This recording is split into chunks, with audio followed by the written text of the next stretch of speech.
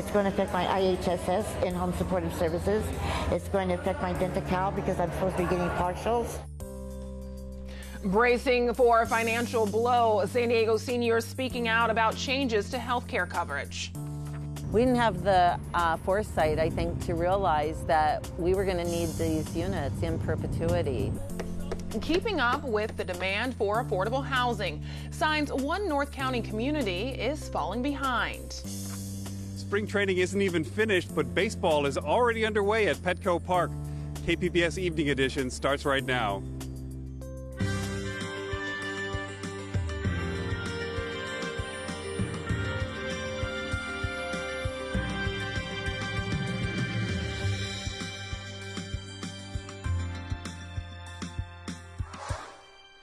Good evening, and thanks for joining us. I'm Ebony Monet. More than 150 low-income seniors gathered in downtown San Diego today to speak out against the proposed GOP healthcare plan. KPBS reporter Susan Murphy attended their town hall meeting and has more. How many of you folks are nervous about what's being proposed back in Washington, D.C.?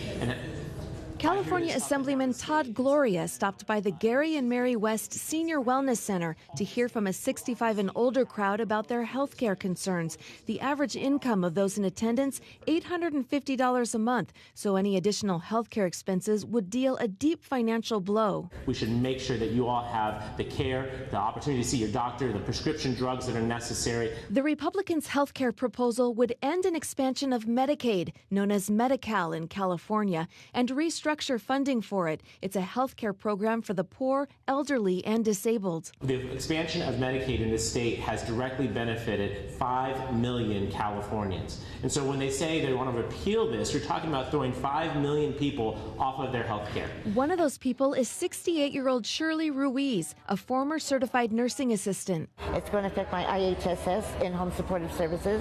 It's going to affect my Dent-A-Cal because I'm supposed to be getting partials. 79-year-old Queen Johnson says she's very worried. It's such an abominable situation. It's heart-rendering, I'm telling you. It's frightening. The center's president and CEO, Paul Downey, says President Trump's proposed budget would also take a heavy toll on seniors. It cuts the Community Development Block Grants, or CDBG, that in many places pays for senior meals. Things like Meals on Wheels. Downey says meals provided by the Senior Center fall under a different grant, but it's also in jeopardy. Susan Murphy, KPBS News. California finance officials are combing through the president's budget proposal to figure out how federal cuts in spending could affect state programs. One hitch for the state, the budget does not include investments in transportation infrastructure projects. Officials say that could severely hamper transit development in California. Eliminating federal funding for new transit projects that are very important in terms of not only mobility, but in helping move people around in terms of more affordable housing in urban areas. And it's also very important in terms of reducing greenhouse gas emissions, something that the governor has been very focused on. State officials are also worried about the Medicaid rollback proposed in the American Health Care Act. It could mean a loss of around $15 billion to California's Medi-Cal program. We continue to follow the changes proposed by the president's budget blueprint and how it touches on communities here in San Diego, on air and online at kpbs.org. The Justice Department is temporarily transferring judges closer to the Mexico border to help put the president's directives into effect. The judges will move to 6 detention centers in New Mexico, Texas, and Louisiana. Judges were previously shifted to 2 immigration detention centers in California, including here in San Diego. The president's budget proposal calls for an increase in immigration judges from 300 to 449. State officials say lobbyists from Sempra Energy's new marketing division may have violated state law by meeting with San Diego elected officials. That's because the marketing division hasn't gotten the final okay from the state. KPBS reporter Claire Tragesser has more. The law in question has to do with community choice, which would allow cities and counties to bypass SDG&E and decide on their own where to buy energy. SDG&E and its parent company Sempra aren't allowed to lobby on community choice, so instead they created an independent organization called Sempra Services. Sempra Services hasn't received full approval yet from the state, but two people who work for it have been meeting with San Diego elected officials anyway.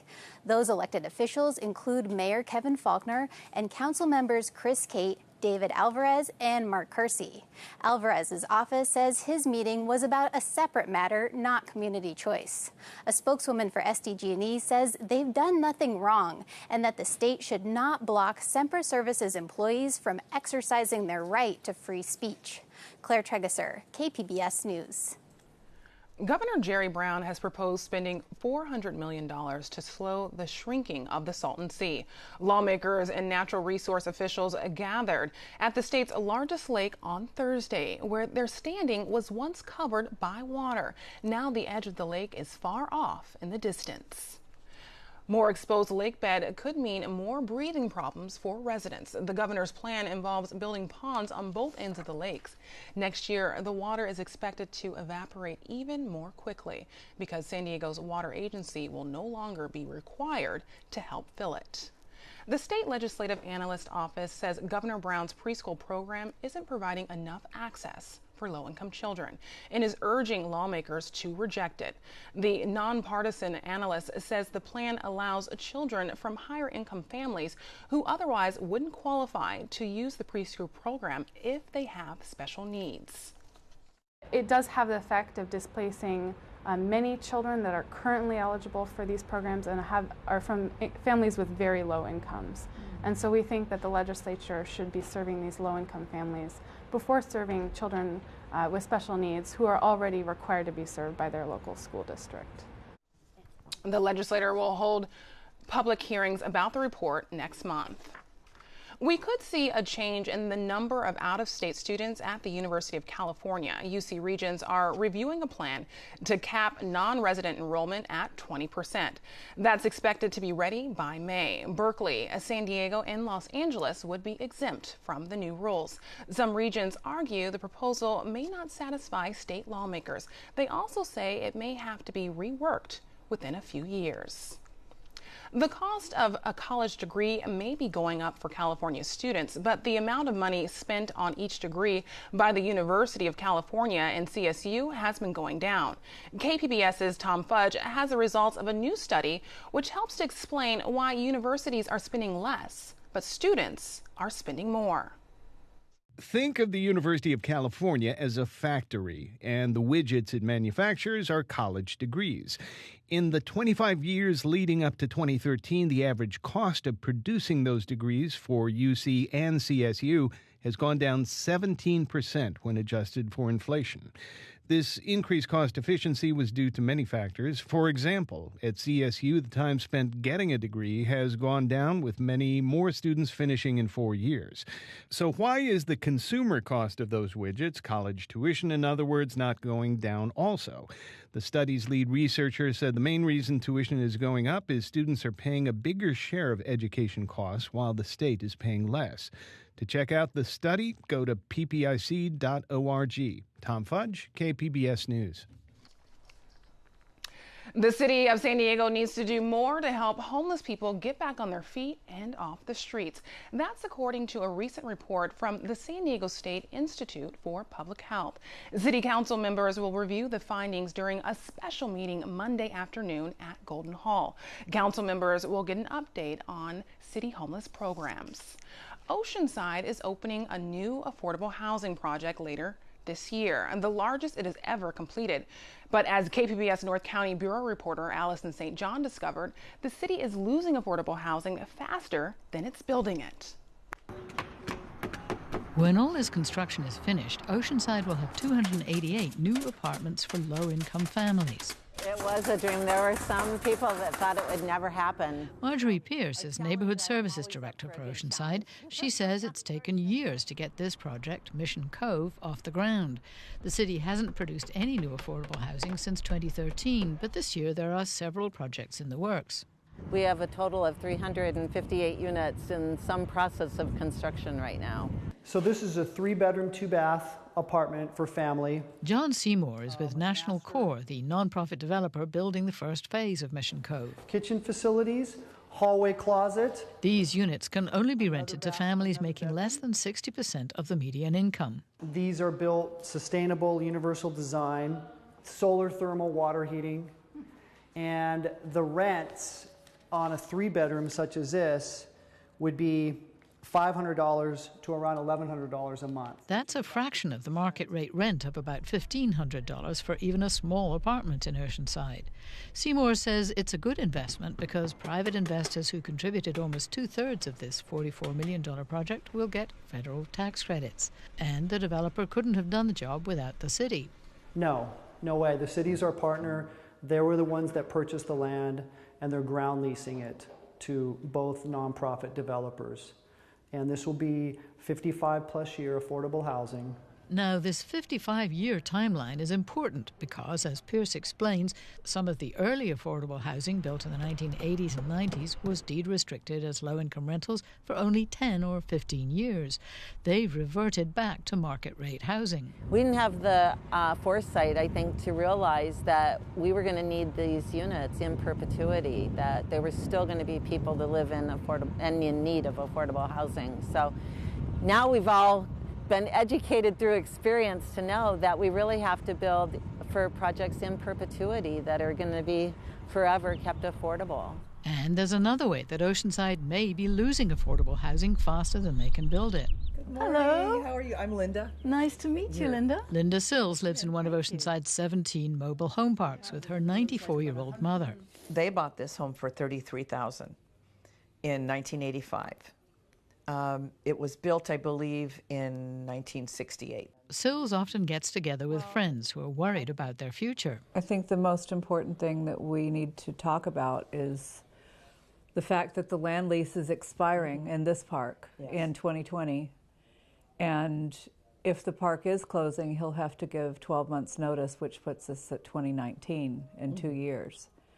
And my concern for you and Sue and for your mom, who's 94, is what is going to happen when that happens. And plus the fact Mom's healthy. She may have 2-3 more years. I don't want her to be homeless. Is there a risk that mobile home parks are going to close? Yes. Certainly with the limited land, and they're sizable. In acres, the land is expensive, it has a value, and is a mobile home park the highest and best value for that land is a question. One mobile home park in Oceanside has already closed and is now being developed with townhomes. More than 2,000 mobile home spaces remain in parks around Oceanside. We're going to see redevelopment of that land. If it's not within 10 years, 20, 30, somewhere down the line, I'm sure. Cities around the region are building more affordable housing, like Mission Cove here in Oceanside, but not fast enough to make up for the loss of places like the mobile home parks, which are some of the last affordable places to live. The San Diego Association of Governments said in its last regional housing needs assessment that between 2010 and 2020, Oceanside needs to add 2,700 more homes for low-income families to meet demand. But instead, the city has about 250 fewer affordable homes than it had some years ago, even with the housing it's adding this year. I can tell you that literally this place will lease up overnight. It's not going to take any effort of marketing whatsoever. The need is so great. People are watching this project with excitement. It's easy to see progress as new affordable units go up, but the construction hides the fact that cities are losing ground as homes that were once affordable disappear.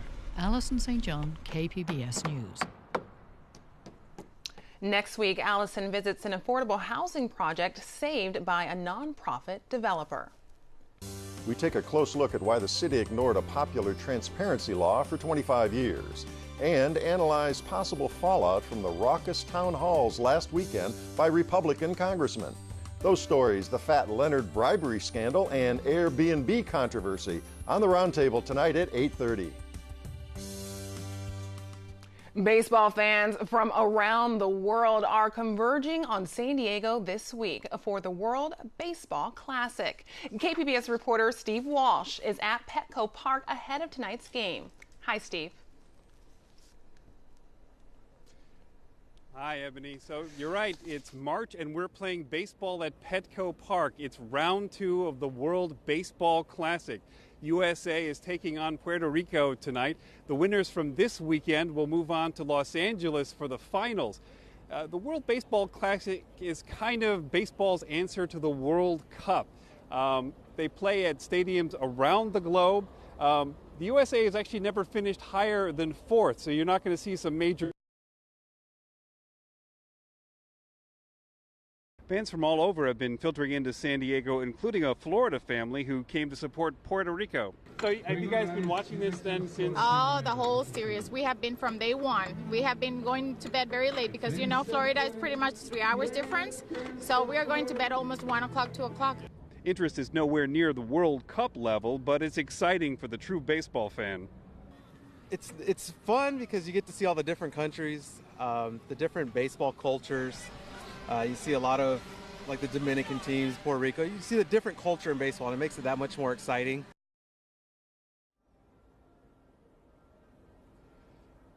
So speaking about the different cultures, we're just hearing over the loudspeakers that some different things are allowed here, including bongos and drums, cowbells, guitars, dried gourds, and rattles. You don't normally hear that at a Padres game, Ebony. So, Steve, how did this all get started? So this started back in 2006. Remember when baseball was eliminated from the Olympics? Major League Baseball started it after that. Again, the USA has never won this event because a lot of major leaguers don't show up for this game. In fact, Japan has won the first 2 of these, and they're one of the favorites this time around. Reporting from Petco Park, Steve Walsh, KPBS News. Thanks, Steve. Looks like cloudy mornings followed by cool afternoons this weekend in San Diego. Regina Miller has tonight's forecast. Well, as we take a look across Southern California, we have pretty quiet conditions. We've had the low fog that has been forming in the mornings. But right now things look pretty nice. We do have some rain that is starting to push there just to the north of Redding. As we take a look across Oceanside, Camp Pendleton down to Ramona and Alpine, things are pretty quiet here with our satellite and radar. And for tonight, we're just going to see a partly cloudy sky in the metro areas, a temperature of 57 degrees. Into San Diego, we could see some fog starting to form late tonight with a temperature of 57 degrees and some low clouds. Borrego Springs has a few patchy clouds around and 59 degrees, and into Ramona will be at 46 degrees for your overnight low. It has been unseasonably warm here, especially the inland areas. And as we go through the day, we are going to see on your Saturday just warm conditions expanding in. Next week, though, that's when we will see a pattern shift. Jet stream starts to drop southward, some showers and storms start to expand into parts of central northern California. By next Wednesday here, you can see it starting to come in to the coastal areas. But for your Saturday along the coast, we'll have fog in the morning, but then some sunshine, temperature of 67 degrees. Mostly cloudy for Sunday and 68. We'll have low clouds and fog in the morning, breaking for some sun as we go into the afternoon on Monday, and then mostly cloudy on Tuesday. We've got some spotty showers around on Wednesday. Inland locations, we have the fog in the morning, then some sunshine for the afternoon with a temperature of 78 degrees. On Sunday, mostly cloudy, warm, a high of 80. And then for Monday, low clouds starting to break as we go in the afternoon for some sunshine at 73. Tuesday has mostly cloudy skies, but we've got those spotty showers coming in with temperatures in the mid-60s for Wednesday. On Saturday in the mountain areas, mostly sunny skies, 65 degrees, 66 and partly sunny for Sunday. We have breezy conditions with some sun and 60 for Monday. Tuesday, cooler, 55 degrees, rather cloudy, and then we have those spotty showers on Wednesday and only 47 degrees. And in the desert locations, 93 degrees, mostly sunny and hot for your Saturday. Sunday's 93. We drop to the 80s and partly sunny and warm on Monday. Look at that. We've got rain and drizzle coming in by the time we get to Wednesday and a temperature of 74 degrees. I'm Regina Miller, KPBS News. A man who spent decades in prison is now free after prosecutors admitted to a Superior Court judge he never got a fair trial. Andrew Wilson was released from the Los Angeles County Men's Central Jail. He was convicted of stabbing a man to death in Los Angeles 32 years ago. He maintained his innocence since his arrest in 1984. Loyola Law School's Project for the Innocent fought for Wilson's release, pointing to many due process violations. Don't stop fighting. Don't give up. Because it seems like that's what the justice system wants you to do, is give up. And I never gave up. Wilson is now 62 years old, and as soon as he's able, he says he plans to travel to St. Louis to visit his 96-year-old mother. After years of desert training, U.S. Army soldiers are going back to the jungle. It's part of the military's shifting focus to Asia and the Pacific. AP reporter Caleb Jones has the story. 2 on rappel! Deep inside a remote tropical jungle, soldiers rappel down muddy cliffs to a rain-soaked training course. After nearly 2 decades waging wars in Iraq and Afghanistan, U.S. soldiers are now training in Hawaii on terrain familiar to generations past. Across the world, no matter what jungle you operate in, one thing they all have in common is rivers and water sources. The Army's 25th Infantry Division is practicing jungle warfare in the muddy rivers of central Oahu. Troops learn everything from tying knots to scaling steep cliffs and crossing dangerous rivers. They wrap their packs in ponchos, using them as makeshift flotation devices to swim through murky waterways in one of Hawaii's thick rainforests. So soldiers who aren't as mentally tough, they're going to either find their toughness or they won't. But the jungle doesn't care either way. You've got to go through it. The Army has fought in tropical rainforests ever since battling Filipino insurgents after the 1898 Spanish-American War. And the Vietnam War was fought in the jungle. But as the U.S. turned its attention to wars in the Middle East, jungle training fell by the wayside. The 2 big players, threatening to shift things around, China and Korea, have dictated a lot of planning on the part of the military operations here.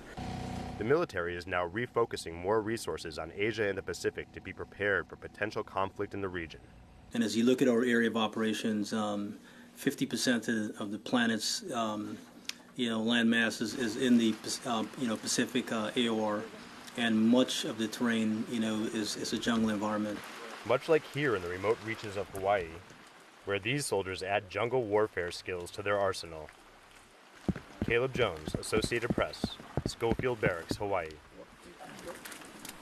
This weekend, you can get a peek at life aboard a Navy ship. As of today, the USS John Murtha is open to the public.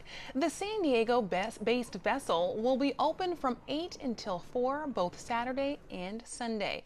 Visitors will get a chance to speak to sailors and shop for keepsakes.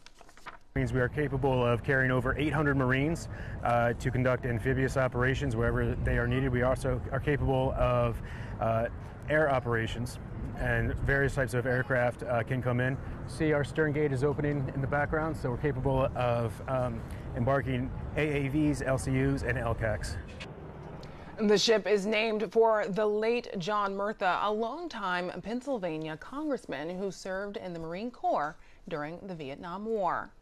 Coming up tonight on PBS NewsHour, giving new life to Greek mythology. Author Neil Gaiman's new book reworks some old tales.